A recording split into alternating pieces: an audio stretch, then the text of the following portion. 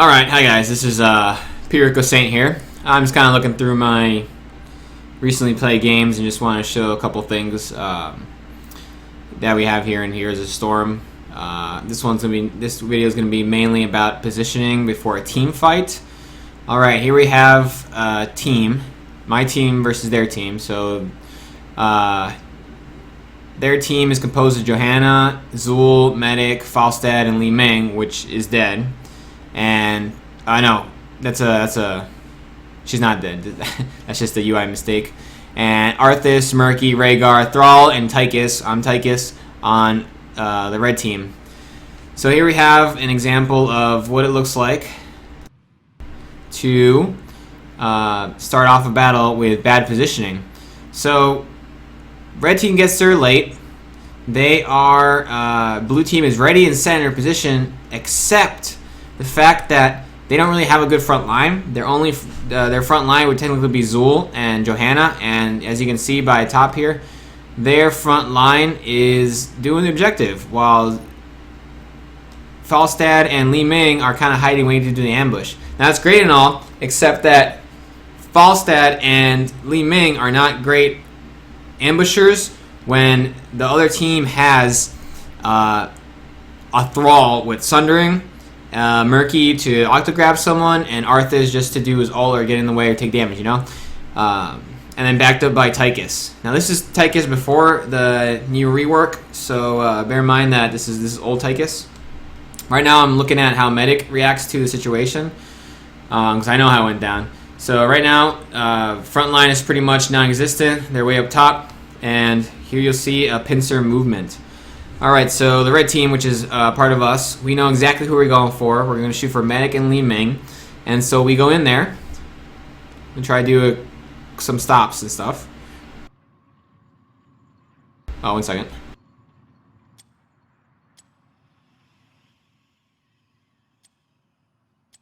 Alright.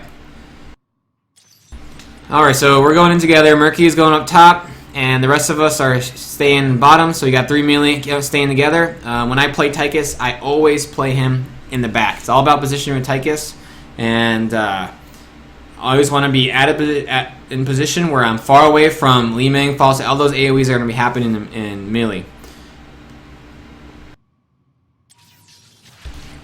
Alright, so as you see here, they don't know where we're coming. They saw us coming. Like I said, this is Medic's point of view.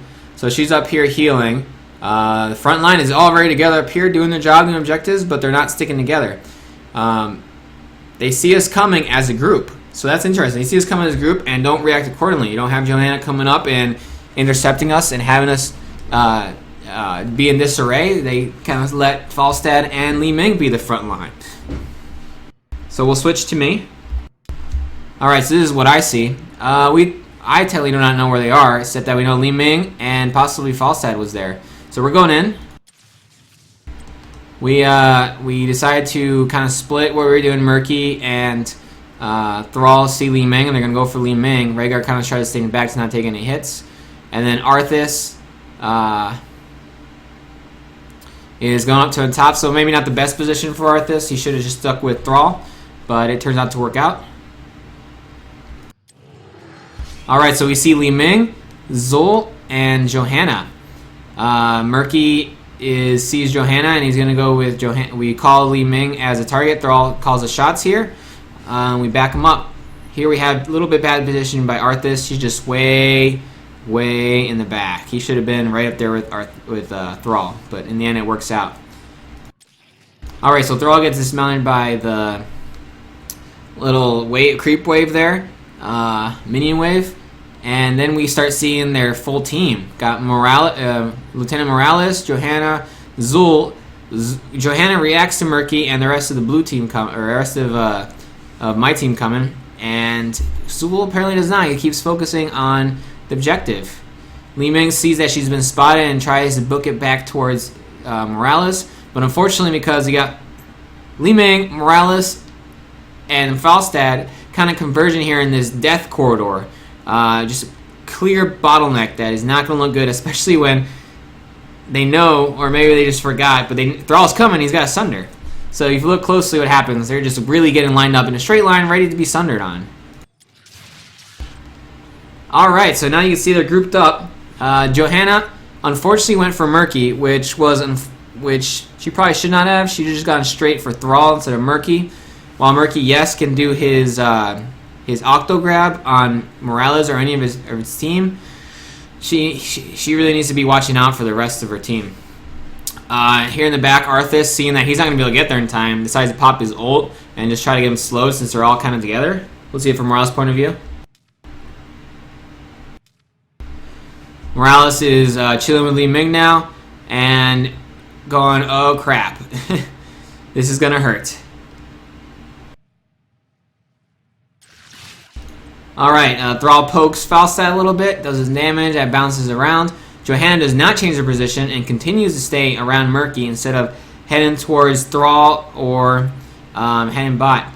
Little they know is, and Zul does not change his position at all. He decided to stay, do an objective instead of going and helping intercept Murky or going south to intercept the rest of the red opposing team. Alright, this is where I finally decided to pipe Odin at the right time when they're on their back foot, and I had no fear of really being hit by a lot of things. Arthas popped his Syndragosa ult, which makes it really small for a Swarm in this game, but here she comes to slow him down, and then as I'm powering up with Odin, Medic decides to say, oh, this is it. Falstad, here you go. There's your ult. Actually, looking at it now, this ult by Arthas was actually very good. It kind of splits their team right down the center and actually does damage to Li Ming, slows down Johanna so she can't intercept anybody and slow down Murky, and then the Necromancer, Zul, needs to be able to catch up and is kind of out of position. So now they have two really squishy targets that are in range of all the damage. Odin's going to be dropping a lot of hits. And here comes Sunder. Medic gets grabbed by Murky, and Falstad tries to get some off it instead of focusing on Rhaegar or someone else. Arthas is trying to slow down Zul and the rest of their team, coming in from the top, on the right side. Odin is just smashing in on Medic and Falstad, and here comes the Sunder by Thrall. Everybody, all of them in a straight line except for Zul, which just popped his ult, which is going to hit most of the team. Falstad goes down as he was pretty squishy, goes down to Odin, and then Medic. Medic's next. Li Ming took a lot of damage there from something that I don't know. To zoom back a little bit. All this happens in less than 10 seconds. Look at this. Alright, so we go in as a group. Decide to go on Morales. We see Li Ming. Li Ming's there. We decide to go for Li Ming. We don't. We poke. We pop ults. Do some damage on both Falstad and Li Ming. Odin starts just tearing into Falstad, as well as tears into Medic. Falstad gets focused down and gets punched down, and then Li Ming is going to be taking quite a bit of damage from the Sunder. Loses about half her health in the Sundering. Morales also gets sundered. All right, we got killed. Arthas did the killing on Li Ming because he's really squishy, and Odin just finishes off Medic. Then we have Rhaegar, who's gonna give Odin, Mr. Tychus here, that's me, get a nice big heal there because Zul decided to go for me, which wasn't necessarily a bad idea, but could have been in a proper position from the beginning. All right, so Tychus is going down, and if not for big-ass Stone Skin giving 30% more health, I would have died to the poison and then died to all of his attacks. Luckily, Rhaegar got me covered, and suddenly Zul is finding out he's dead, that he's going to be dying soon. Johanna gets chased by Thrall, and then that fight pretty much decides the game, as we actually get the Punisher to finish the game.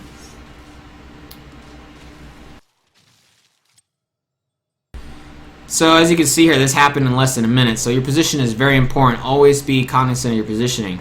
If you're front line, if you're melee, usually you're front line, no matter what you do. That Johanna was not a bad Johanna, just positioning-wise, she could have done a lot better. So we'll just watch it one more time, but this time you'll see how fast it happens. It happens in less than 30 seconds.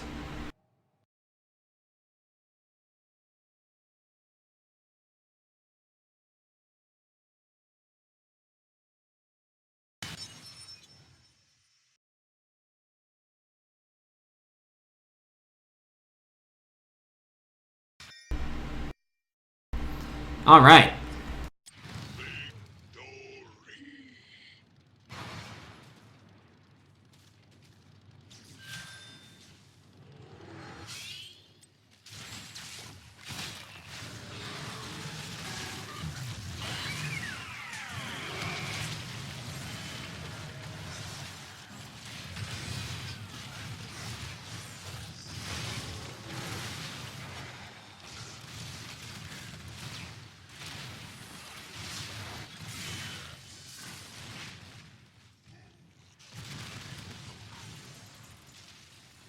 Alright, until the end of the game, play in fast motion.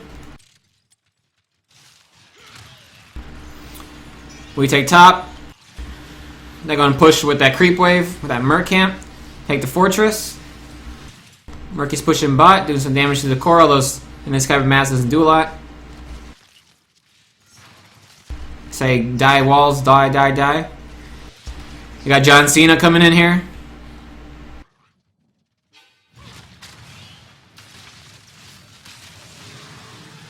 Alright, we got the final little bit here. Odin comes back up.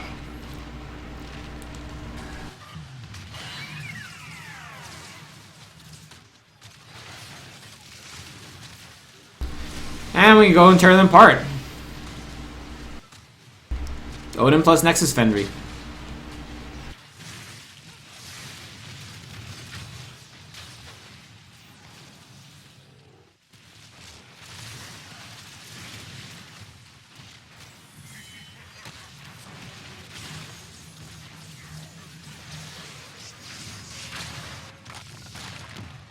That's a game. Here are the stats for the game. I guess important, you can't really see the other team's stats, but you can see my stats. Top hero damage on our side and a lot of siege damage. Pretty much if you let Tychus sit with Odin in the back, he'll mess up your lunch. Overall, a good game that we pretty much came from behind to win. Alright, thanks for watching.